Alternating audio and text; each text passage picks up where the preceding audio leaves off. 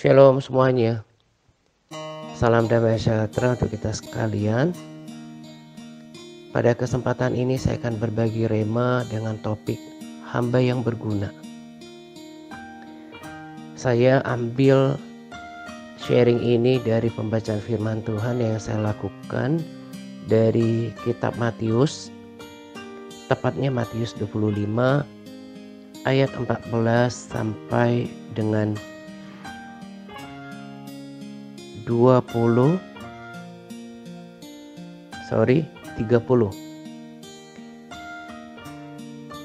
Nanti lengkapnya para sahabat dan juga saudara bisa membacanya sendiri di Alkitab saudara, atau membaca beberapa ayat yang saya taruh di dalam capas. Saya sangat bersyukur untuk setiap rema, pengertian, pemahaman yang dalam yang diberikan oleh Roh Kudus atas setiap pembacaan firman Tuhan yang saya lakukan. Saya mau sungguh-sungguh belajar firman Tuhan dan mau mendapatkan sesuatu. Saya sangat merindukan ketika saya membaca firman, bukan cuma rohani saya dikenyangkan, bukan cuma iman saya ditambahkan, tapi pengetahuan saya tentang kebenaran semakin dalam. Berharap juga akan menuntun saya kepada pengenalan akan Tuhan. Nah, perikop ini sangat memberkati saya dan saya merenungkannya, membangkitkan semangat saya, dan saya sangat rindu ketika para sahabat dan juga saudara, bahkan siapapun yang menyaksikan video ini, mereka diberkati. Mereka dibuat mengerti bahwa kita ini ibarat hamba, dan memang kata firman kita adalah hamba bagi Tuhan, bagi Tuhan. Kita punya tugas dan tanggung jawab di bumi ini. Tuhan memberikan tugas dan tanggung jawab kepada umatnya bahkan sejak penciptaan. Kalau kita terus belajar firman Tuhan sampai di perjanjian baru, tugas kita lah, tanggung jawab kita untuk menjadi garam dan terang. Tugas kita lah untuk memberitakan Injil. Tuhan memperlengkapi kita dengan banyak hal.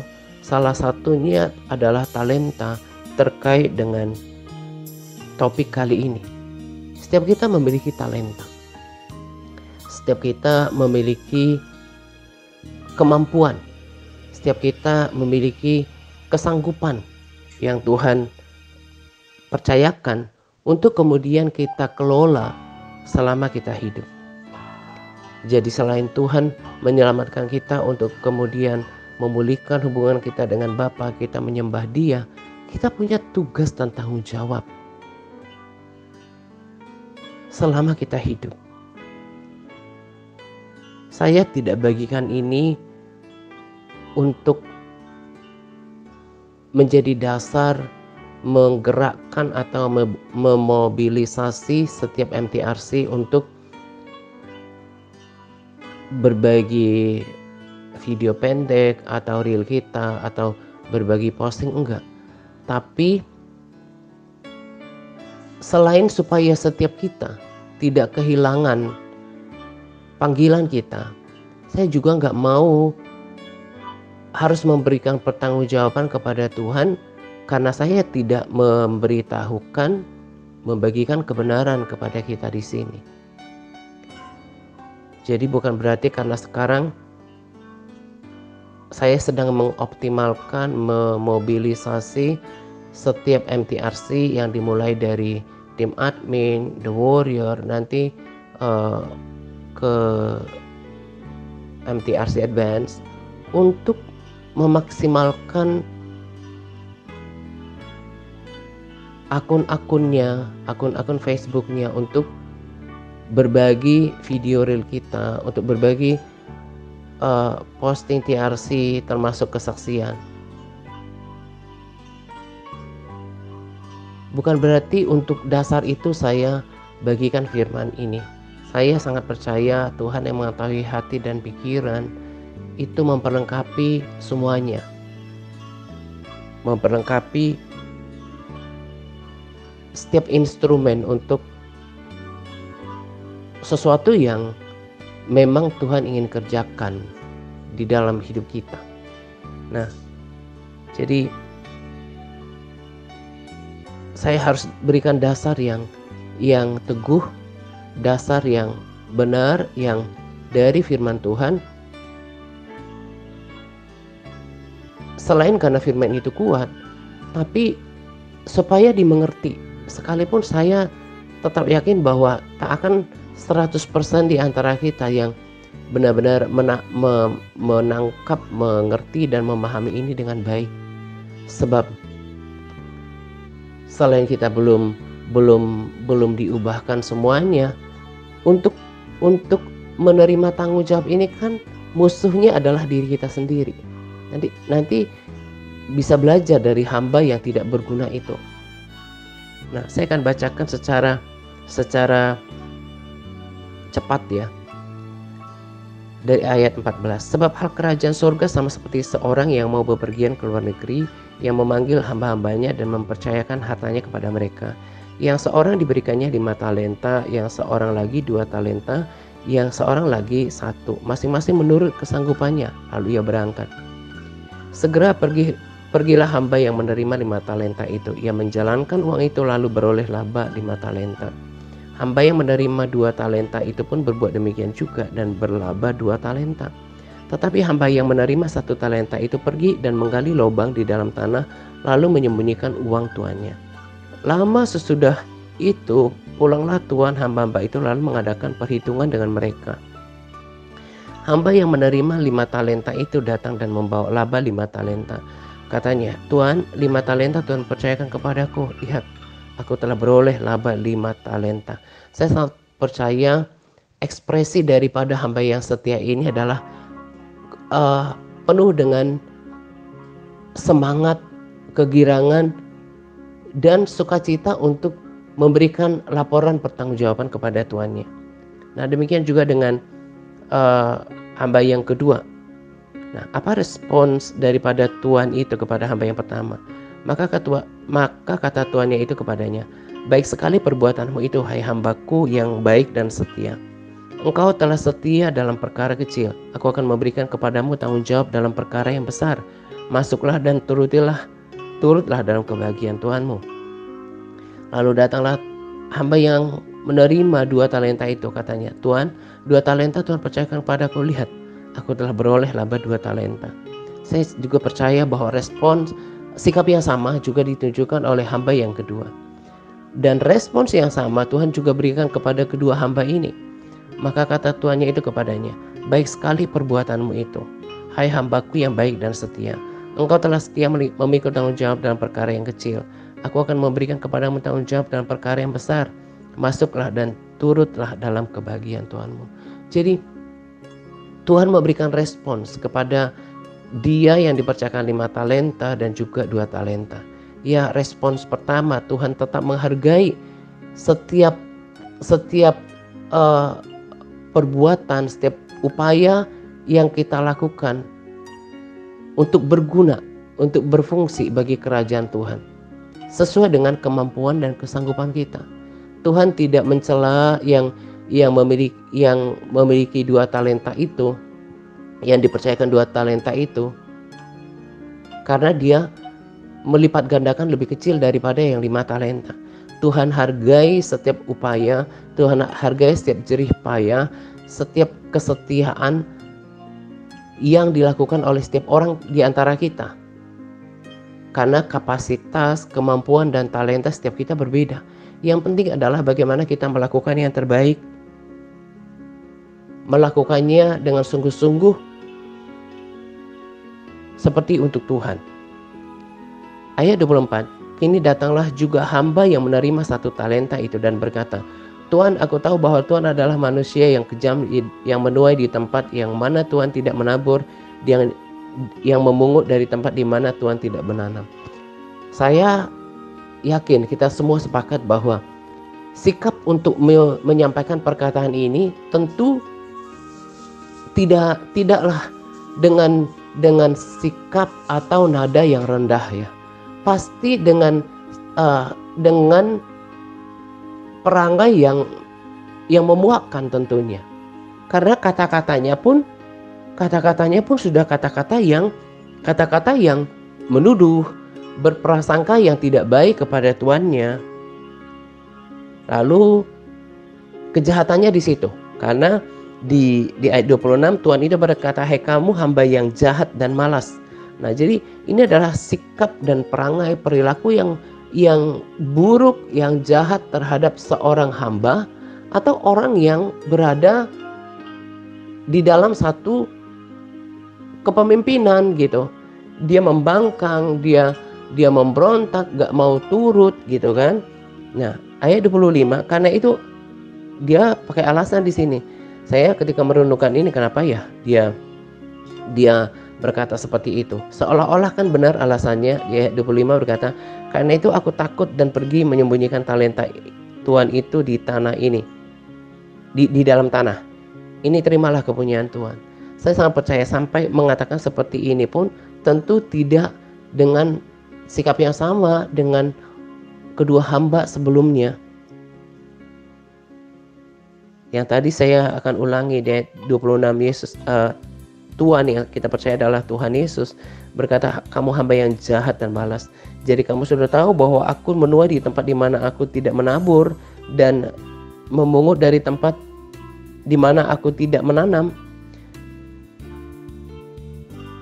Karena itu sudah seharusnya uangku itu kuberikan kepada yang menjalankan uang, supaya sekembalinya aku menerimanya serta dengan bunganya. Sebab itu ambillah talenta itu daripadanya dan berikanlah kepada orang yang punya 10 talenta itu." Nah, sebentar saya ke sini. Tadi kan saya katakan ketika kedua hamba yang setia sebelumnya memberikan pertanggungjawaban, Tuhan merespons dengan sikap yang sama. Karena Tuhan menghargai setiap orang. Tuhan tahu kemampuan kita. Tuhan yang mempercayakan talenta itu berbeda-beda. Entah talenta itu 5, entah itu 2, entah itu 3. Kalau memang kita melakukannya dengan cara yang terbaik, kita sudah melakukan sebaik yang kita bisa, Tuhan tetap menghargainya. Tetapi kemudian yang saya katakan tadi, bukan berarti pandangan Tuhan, posisi, nilai keduanya sama. Terlihat dari ayat ini bahwa Tuhan melipat gandakannya, mempercayakan talenta, tugas kepada dia yang memiliki kapasitas ketersediaan yang lebih besar. Sang Tuhan tidak mempercayakan itu kepada 2 talenta, tapi Tuhan mempercayakan talenta itu kemudian kepada dia yang punya 10 talenta. Berarti hamba yang pertama. Karena setiap orang yang mempunyai, kepadanya akan diberi sehingga ia berkelimpahan. Tetapi siapa yang tidak mempunyai, apapun juga yang ada padanya akan diambil daripadanya. Dan campakkanlah hamba yang tidak berguna itu ke dalam kegelapan yang paling gelap. Di sanalah akan terdapat ratap dan ketak gigi. Jadi tadi saya katakan, saya nggak mau nanti harus memberikan pertanggungjawaban kepada Tuhan karena tidak memberikan atau membagikan pesan penting daripada perumpamaan ini kepada kita. Perumpamaan ini ditulis itu bukan hanya kepada para murid ketika itu, tetapi kepada setiap pengikut Tuhan dari zaman ke zaman. Dan faktanya setiap orang Tuhan perlengkapi dengan talenta, entah berapapun itu, sesuai dengan keputusan dan kemauan Tuhan sendiri. Kalau ada yang berkata bahwa, kalau ada yang mungkin berpikir bahwa kalau tidak berguna bagi Tuhan, hanya setia untuk ya berdoa, ya berpuasa, untuk membaca firman, itu sih gak terlalu masalah gitu ya. Tapi ini masalahnya adalah ketika kita tidak berguna, tidak berfungsi bagi kerajaan Tuhan, bukan cuma ya udah biarin aja nggak dapat kepercayaan, nggak dapat upah gitu ya. Ini bukan problemnya, bukan cuma di situ. Masalahnya Tuhan yang dalam hal ini adalah Tuhan yang disebutkan dalam perumpamaan, ada konsekuensinya dan itu berat.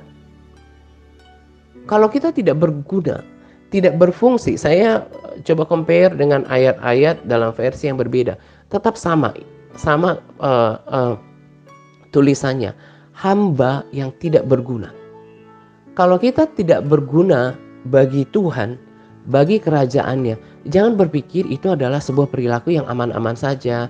Yang penting saya setia beribadah, yang penting saya berdoa, baca firman, saya jadi orang baik, jujur dalam pekerjaan, memperhatikan keluarga saya, ya bekerja usaha yang baik. Jangan berpikir itu akan aman-aman saja. Ini kebenaran loh yang saya sampaikan gitu. Memang itu kita harus lakukan, itu bagian daripada sikap hidup seorang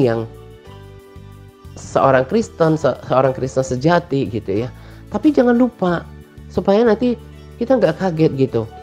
Ternyata kan seperti kesaksian yang sudah dibagikan, loh saya kan jadi orang Kristen yang baik, saya Kristen yang benar, saya menghidupi keluarga saya, sanak saudara, orang tua dengan baik, mengerjakan saya dengan pekerjaan saya dengan baik. Loh kenapa saya ada di sini? Kok malah dicampakkan ke tempat yang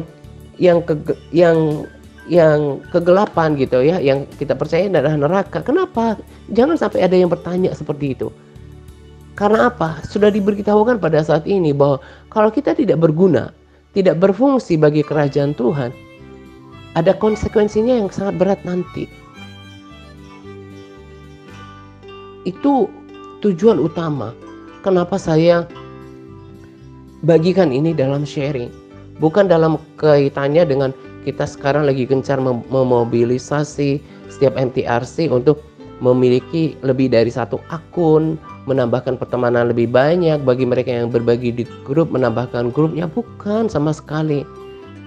Tetapi apa yang saya dapatkan tidak kebetulan, tapi betul-betul memberikan dasar kepada kita untuk melakukan ini semua supaya kita berguna, supaya kita berfungsi bagi kerajaan Tuhan. Jangan merasa aman, oh saya sudah gak lakukan dosa lagi. Bukan sebatas itu, tapi kita punya Tuhan. Firman Tuhan katakan sebab kita Kristus adalah Tuhan dan kita adalah hambanya. Dan kita harus memberikan pertanggungjawaban nanti kepada Tuhan. Itu yang saya mau ajarkan, kebenaran itu yang mau saya sampaikan. Dan sekali lagi saya katakan, saya memberitakan firman Tuhan. Perumpamaan ini disampaikan dengan manis oleh Tuhan, menjadi peringatan untuk kita. Kalau kita menjadi orang yang hanya memikirkan diri kita sendiri, sekalipun kelihatannya kita baik, jangan tertipu. Ada tugas kita harus berguna, berfungsi bagi kerajaan Tuhan dalam banyak hal. Salah satunya adalah memberitakan firman. Dan sama seperti hamba ini, pasti ada dalam sebuah kawanan yang selalu cari alasan, yang selalu mencoba membela diri,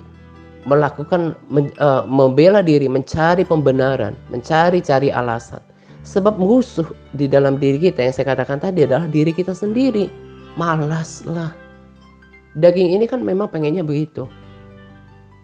Disuguhi makanan dan minuman yang gurih, yang manis, santai, lebih mengikuti keinginan daging. Orang yang hidup dalam daging tidak mungkin berkenan kepada Tuhan. Nah jadi lewat perumpamaan ini, dan ini kan Yesus gak bilang, kalau kamu gak memberitakan Injil, kamu nanti masuk neraka. Gak dengan cara yang brutal seperti itu. Disampaikan dengan perumpamaan dan menjadi sempurna pesannya untuk semua orang. Seperti itulah mestinya sikap setiap orang yang sadar kalau saya ini hamba loh buat Tuhan, saya udah ditebus dan saya memang tidak akan pernah bisa membalas pengorbanan Tuhan. Tapi sebagai responsnya adalah saya harus berguna. Saya harus berfungsi bagi kerajaan Tuhan. Kalau tidak, ini akan menjerat kita. Bukan sekedar saya orang baik, saya setia ke gereja, saya orang benar. Ya memang itu harus menjadi bagian yang kita harus hidupi. Tapi jangan lupa melalui perumpamaan ini kita harus tahu bahwa kita harus berguna bagi kerajaan Tuhan. Dan kita harus tahu kalau kita nggak berguna, kalau kita nggak berfungsi, ada konsekuensi yang sangat berat yang kita harus terima daripada Tuhan itu. Makanya lagi-lagi saya katakan saya nggak mau nanti berhutang dan harus mempertanggungjawabkan ini kepada Tuhan, sementara Roh Kudus telah memberikan saya pengertian, mengajar saya lewat firman ini bahwa kita harus berguna, kita harus berfungsi bagi kerajaan Tuhan. Dan kita yang di media sosial ini nggak kebetulan. Kita harus melihat potensi media sosial yang mempermudah kita untuk memberitakan Injil bahkan kepada puluhan ribu orang. Makanya saya sering berdoa kepada Tuhan. Memang firman Tuhan udah bilang ya, dan itu nggak bisa dibantah. Pekerja itu memang sedikit. Yang bersedia untuk meluangkan waktu, tenaganya, mengesampingkan kenyamanannya untuk bekerja untuk Tuhan itu hanya sedikit. Karena memang tidak banyak yang terbuka mata rohaninya. Dan musuh di dalam diri kita itu sama. Kita punya musuh kemalasan yang sama dengan hamba yang dicampakkan ke dalam kegelapan ini. Masalahnya adalah maukah kita berubah dan setelah melihat memahami pesan daripada perumpamaan ini. Sebab problemnya itu bukan soal gak punya waktu, gak punya kemampuan. Kemampuan bisa diasah, memperbesar kapasitas tentang sosial media misalnya. Kita punya waktu yang sama. Hamba yang pertama, kedua, ketiga itu punya waktu yang sama. Tapi yang membedakan adalah hamba yang jahat ini memilih membangkang. Hamba yang jahat ini memilih cari alasan. Oh ini nggak bisa lah, saya sibuk lah, ya kan? Saya nggak punya waktu, saya takut nggak bisa ke-handle, saya sibuk bekerja ini dan itu, saya gaptek lah atau apalah. Itu semua cuma alasan yang terbungkus di dalam namanya kemalasan. Jadi saya sudah bentangkan kebenaran ini. Saya nanti nggak harus memberikan pertanggungjawaban tentang berkat rohani ini lagi kepada Tuhan. Karena saya sudah bagikan kepada kita, bahkan ditaruh di YouTube menjadi file yang tetap. Tadi saya katakan bahwa memang pekerja itu sedikit. Saya sering berdoa kepada Tuhan, Tuhan kirimkan pengerja, bangkitkan pengerja, dan oleh hikmat Tuhan, saya fokusnya adalah yang ada dulu gitu ya. Maksimalkan dulu yang ada. Jadi kalau saya lihat The Warrior aja itu belum memiliki akun yang dimaksimalkan. Ya kalau ternyata dibagi cuma ke orang-orang itu aja, gak ditambahkan jumlah pertemanan, ke akun yang sama gak ditambah akunnya ke grup yang sama, sementara antara tim The Warrior yang satu dengan yang lain juga ada beberapa di grup yang sama, ya gak akan kemana-mana. Harus memperluas wilayah penjangkauan. Coba kalau misalnya kita compare dengan gereja, salah satunya adalah gereja yang saya rekomendasikan videonya kan. Kita para sahabat dan juga saudara yang mendengarkan sungguh-sungguh video itu, dan sebetulnya bukan cuma gereja ini, ada banyak juga gereja di masa lampau gitu ya, yang akhirnya mereka bekerja ekspansi, bekerja untuk Tuhan. Dari yang tadinya di satu kota berada di berbagai kota yang lain, bahkan keluar ke provinsi yang lain. Untuk melakukan itu kan bukan cuma perlu dana gereja, tapi ada yang mengerjakannya, ada yang bahkan mendedikasikan hidupnya kepada Tuhan menjadi full timers. Mereka sampai bekerja di ladang Tuhan sepenuh waktu. Tapi kan semua kita berbeda panggilan. Tapi tadi kembali kepada kebenaran tadi, setiap kita punya talenta. Kita bisa mengambil bagian tanpa harus meninggalkan ladang kita, tanpa harus meninggalkan keluarga kita. Pertanyaannya, bersedia apa enggak? Itu menjadi pertanyaannya sekarang. Mereka itu bekerja, kalau ditanya coba punya kesempatan atau tahu tentang kehidupan mereka. Mereka ada yang sampai menyerahkan hidupnya, keluarga mereka bahkan mungkin udah berkeluarga, harus meninggalkan tempat kediaman mereka yang awal, harus dikirim ke kota ini, bahkan keluar kota, ke berbagai provinsi. Mereka harus memulai hidup baru, mengabdikan diri yang pada datang. Itu kan ada orang-orang yang bayar harga. Ada juga yang beserta mereka yang dikirim, dipindahkan ke kota ini, ke kota itu. Mereka adalah pekerja yang nanti mendapatkan upah dari Tuhan, dan mereka yang diizinkan untuk menikmati kebahagiaan Tuhannya. Ya kalau pemalas, gak berfungsi, gak berguna, ya cobalah, anak kecil juga tahu, mana mungkin dapat penghargaan yang baik dari Tuhannya. Dia hanya hidup dirinya sendiri, ya udah dengar firman Tuhan jadi orang baik, udah. Gak bisa seperti itu. Itu namanya perilaku yang egois. Makanya saya, oleh hikmat Roh Kudus, saya percaya ini, bahwa kalau untuk membangkitkan orang, misalnya kita jangkau orang ya, kita muridkan mereka baca firman, itu aja untuk mereka, kita lihat mereka setia melakukan itu butuh waktu berbulan-bulan, bertahun-tahun untuk menunjukkan apakah dia setia, konsisten. Faktanya kan lebih banyak yang undur secara teratur gitu ya. Dalam perjalanannya apakah dia semakin menunjukkan kesetiaan, konsistensi, semakin bertumbuh nangka visi, enggak, itu butuh waktu. Nah kita lah yang dibangkitkan yang ada sekarang lewat rema ini, lewat kebenaran firman Tuhan ini akan dibangkitkan. Jadi kita aja masih banyak yang punya pertemanan cuma ratusan, padahal satu akun itu bisa sampai ribuan, 5.000 satu akun. Coba kalau seperti Bully ini punya akun, walaupun pertemanannya juga belum maksimal ya, punya akun 5.000, punya akun 5, masing-masing pertemanan 5.000 orang yang mayoritas itu berbeda. Jadi ketika setiap hari membagikan firman itu kepada puluhan ribu orang. Jadi walaupun kita sedikit, kalau dimaksimalkan jumlah pertemanannya, dimaksimalkan ada penambahan jumlah akunnya, penambahan grup-grupnya ini yang berbagi ke grup-grup, ya berarti lahannya akan semakin banyak.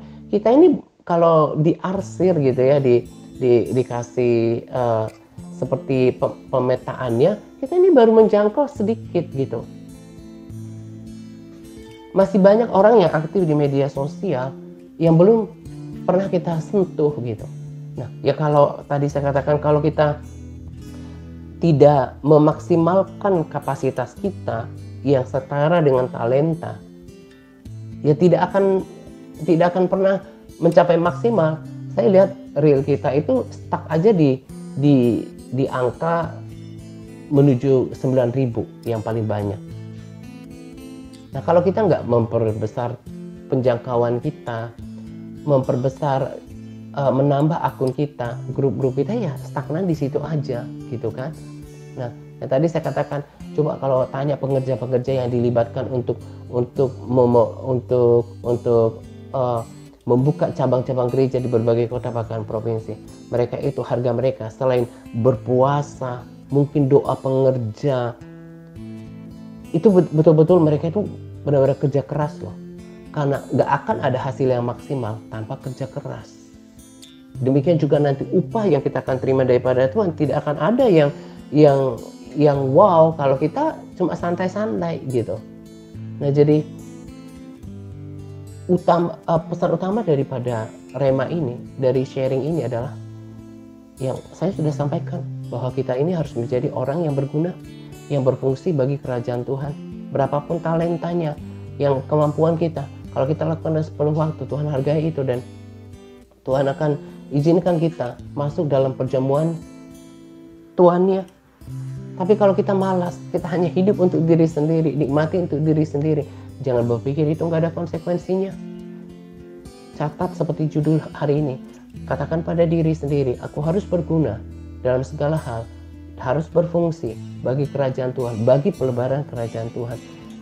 Dasar inilah yang Tuhan nanti akan pakai untuk pertimbangan. untuk kepercayaan kita di dalam kekekalan. Hidup di dunia ini, tanggung jawab, tugas, itu hanya gambaran saja daripada kehidupan yang kekal. Di dalam kekekalan akan ada tanggung jawab, akan ada fungsi-fungsi, ada kepercayaan yang Tuhan akan berikan kepada dia yang memang setia, mau memperbesar kapasitas dirinya. Justru orang kalau selalu hanya memikirkan diri sendiri, masalahnya, cari alasan, mencari pembenaran, mencari alasan, itu akan stuck kerohaniannya.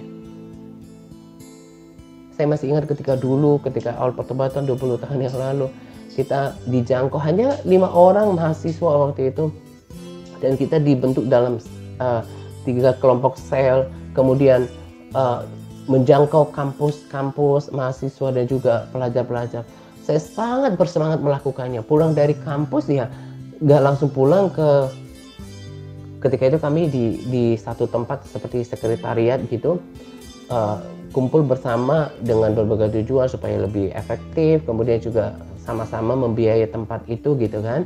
Nggak langsung pulang ke sekretariat yang juga tempat tinggal gitu ya, tempat tinggal bersama, tapi mampir dulu ke sekolah ini untuk menjangkau orang-orang. Dan saya lakukan itu dengan sungguh-sungguh dan bersemangat. Saya punya jiwa-jiwa di dalam kelompok saya itu bahkan terbanyak ketika itu. Terlepas mereka sekarang berbeda dengan standar TRC ya, yang kita tahu sendirilah dijangkau di TRC berapa banyak. Karena kalau nggak baca firman, nggak mau dilatih berdoa itu nggak bakalan bisa lanjut. Nah, undur bagaimanapun kualitas mereka sekarang. Tetapi yang saya katakan adalah ketika saya sungguh-sungguh melakukannya, ada effort yang lebih, pengorbanan yang lebih, pemberian waktu, masa bersantai dilakukan untuk melayani Tuhan, dan hasilnya maksimal. Demikian juga dengan kita. Ingat pesan sharing kali ini, kita harus berguna, harus berfungsi untuk kerajaan Tuhan. Dan jangan merasa aman-aman saja. Kalau nggak mau berubah, tetap membangkang, nggak mau bayar harga, nggak mau keluar dari comfort zone-nya. Saya cuma mau kasih tahu juga bahwa nanti ada konsekuensi yang kita harus terima dari ini semua.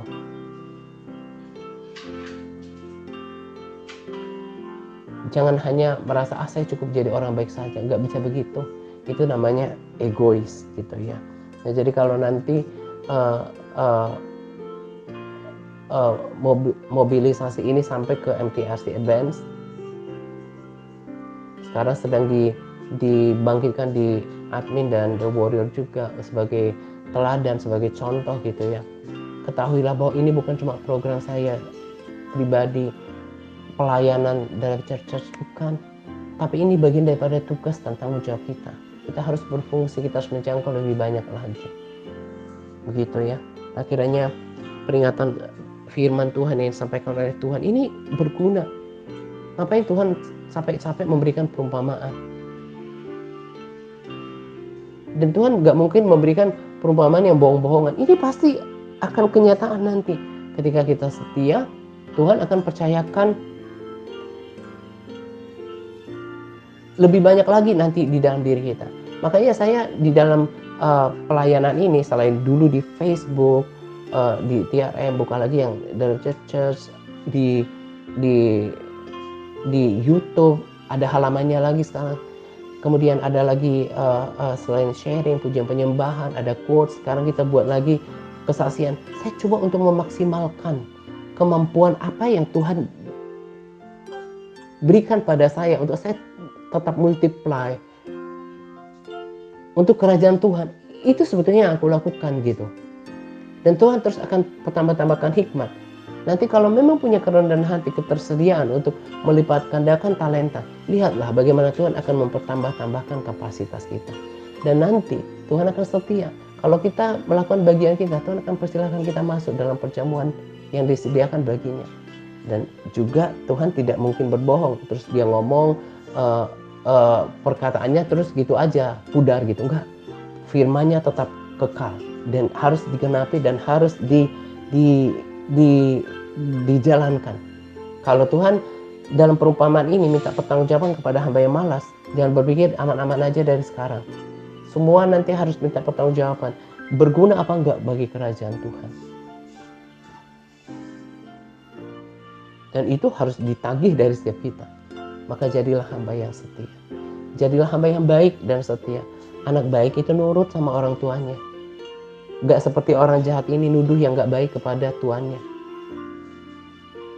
Hamba yang dipuji itu yang bukan yang selain setia, dia rajin. Bukan seperti hamba yang jahat ini malah mencari pembenaran, bersikap jahat dan tidak berguna.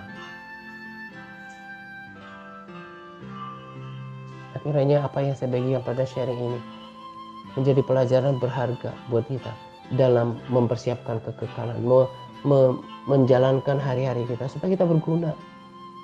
Jangan hanya mengasihani diri sendiri, jangan di hadapan Tuhan di tempat yang maha tinggi dia lihat ini hamba yang malas, selalu mencari alasan, padahal dia punya waktu yang sama dengan misalnya orang ini di MTRC. Tuhan lihat loh, siapa di antara kita kok ini nama ini tuh punya waktu yang sama dengan dia ini, tapi orang ini bisa lakukan lebih banyak. Tuhan lihat itu semuanya. Jangan buta dengan kebenaran seperti itu.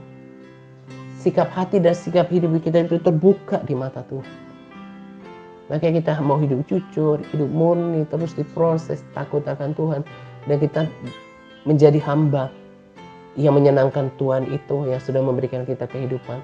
Bahkan menjadi anak-anak kekasih bagi Dia, Bapa Surgawi gitu ya.